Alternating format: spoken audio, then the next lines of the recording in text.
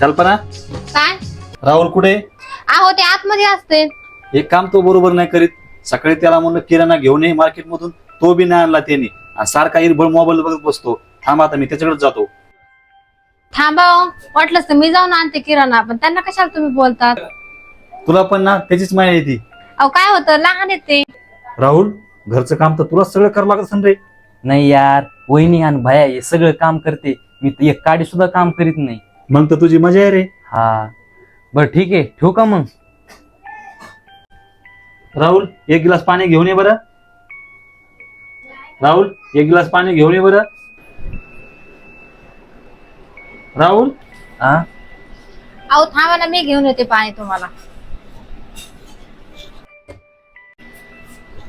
हे घ्या पाणी.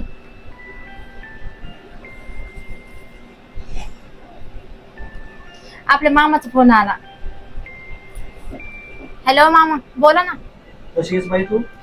मामा तुमच्या आशीर्वादाने चांगली आहे मी. ते सगळं राहुल सांगते. कसा आहे आणि काय करतो? मामा राहुल ते मार्केटमध्ये गेले, ते किराणा घेऊन आले आणि आता आम्ही सगळे सोबतच बसलो, गप्पा मारतो. बरं ठीक आहे, ठेवू का फोन? बरं ठीक आहे. वहिनी, हा भैया. वहिनी, तुम्ही पप्पाला कोण खोटं बोलल्या? मी आता काहीच काम नाही केलं. भैया, याला तर खरा परिवार म्हणत असते तो, आणि तेच घर टिकून राहत असतं. ज्या घरात भांडणं होत नाही का, तेच घर सुखानं राहतं, आणि त्यालाच खास घर म्हणतात. वहिनी, मी घर तले बघितले. अशा घरासारखी माणसं जीव लावणारे कुठंच नाही बघितले. वहिनी, ज्या घरानं मला चांगले संस्कार शिकले ना, त्या घराला मी कधीच विसरणार नाही. आणि जर माझ्याकडून काही चुकलं असलं तर मला माफ करा. काही अडचण नाही भैया.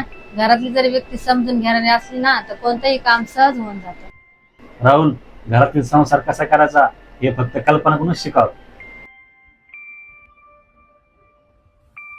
अपने तो अपने होते हैं।